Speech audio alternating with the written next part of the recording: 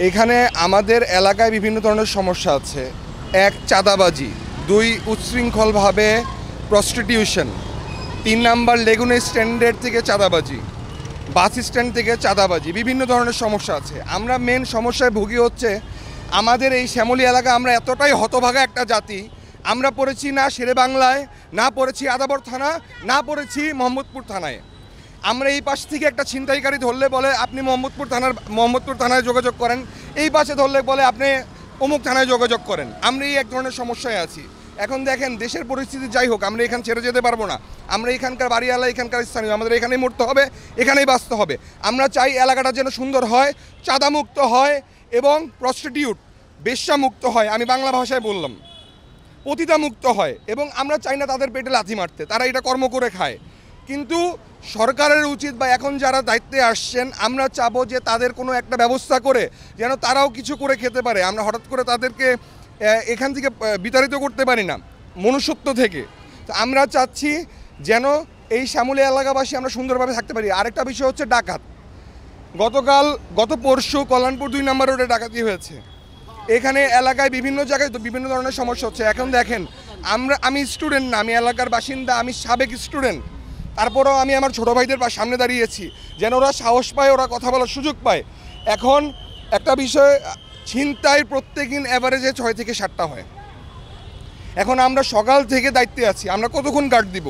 সকাল থেকে কাজ করি, দুপুরে কোনো রকম ভাত খেয়ে আবার চলে আসি, আবার রাতে ডাকাতের জন্য পাহারা দেই। আমরা 2 ঘন্টা ঘুমাইতে পারি না, 1 ঘন্টা ঘুমাইতে পারি না, ফোন অফ রাখতে পারি না। আমরা কোথায় যাব? আমাদের অনুরোধ শ্যামলীবাসীর পক্ষ থেকে, আপনারা এই এলাকাটা দয়া করে সুন্দর করুন এবং সবাইকে সহযোগিতা করুন। বিজলি কেবলস যে কোনো স্থাপনার বৈদ্যুতিক সংযোগকে রাখে নিরাপদ। বিজলি কেবলস, নিরাপদ আজীবন। আমাদের এলাকার মধ্যে, এই শ্যামলী মোহাম্মদপুর এলাকার মধ্যে একটা সমস্যা দেখা দিচ্ছে যে আগে আমরা দেখতাম যে 5 জন বা 6 জনের একটা প্রস্টিটিউশন যে গ্রুপ থাকে দেখতাম, বাট এখনও এটা বেড়ে প্রায় 20 থেকে 25 জন হয়ে গেছে। আর হোটেলের সংখ্যা তো অবশ্যই দেখা যেতেছে আশেপাশে, এবং এটার সমস্যাটা অতিরিক্ত বেড়ে গেছে, এবং এর জন্য ফ্যামিলি নিয়ে আশেপাশে হাঁটা চলাটা খুবই প্রবলেম হয়ে যাচ্ছে। আর এর জন্য হলো যে মেয়েদের একটা নিরাপত্তা, যে আগে আমরা মেয়েরা মোহাম্মদপুরের দিকে খুব সাধারণভাবে চলতে পারতাম, কিন্তু মেয়েদের এখন নিরাপত্তাটা খুবই একটা সমস্যা হয়ে দাঁড়াইছে।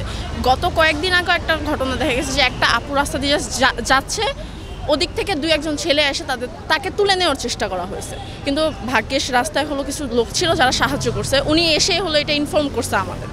তো এই জিনিসটা খুবই একটা বাজে বিষয় হয়ে দাঁড়ায় যাচ্ছে। এই জন্য চাচ্ছি যে এটা একটা উত্থান করা হোক।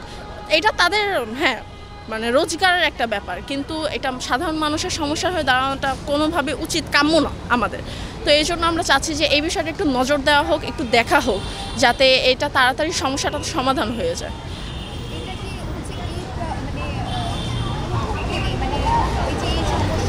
হ্যাঁ হ্যাঁ, আগে থেকে ছিল, বাট এটা এতটা বেশি ছিল না, খুবই কম ছিল। কিন্তু আগে যেমন 5-6 জন দেখতাম আমরা রাস্তায়, এখন ওটা বেড়ে প্রায় 25 থেকে 30 জনের মতো হয়ে যাচ্ছে, রাস্তার মোড়েই দেখা যাচ্ছে জিনিসটা।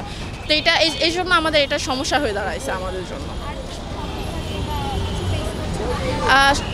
এলাকার মধ্যে যে লুটপাট ডাকাতি চলছে প্রতি রাতে ঘুমানো যাচ্ছে না। অ্যাকচুয়ালি আমরা প্রতি রাতেই জেগে থাকি। আমাদের এলাকার ভাইরা, এবার নিজেদের বাবা মারা পর্যন্ত মাঝে মাঝে রাস্তায় নেমে যেতে হচ্ছে, কারণ ডাকাতের সংখ্যাটা অনেক বেড়ে গেছে। এটাই হলো সমস্যা হয়ে দাঁড়াইছে। আর লুটপাটের জিনিসটাও একটু চোখে আনতে হবে, কারণ অনেক বাড়িতেই ভাঙচুরও হয়েছে। যেমন আমাদের এলাকার মধ্যে বিভিন্ন বাড়িতে ভাঙচুর হয়েছে, লুটপাট হয়েছে, এবং ডাকাত যারা আসতেছে তারা অস্ত্রসহ আসতেছে, যেটা একটু ভয়ভীতিকর সৃষ্টি করতেছে সবার মধ্যে। রাতে ঘুমানোর সমস্যা হয়ে যাচ্ছে। এলাকার নিরাপত্তা হলো আগেটা দেখতে হবে, দেন এইটাও দেখতে হবে, যাতে সাধারণ মানুষ সাধারণভাবে চলাফেরা করতে পারে। এটাই হলো সমস্যা হয়ে দাঁড়াইছে।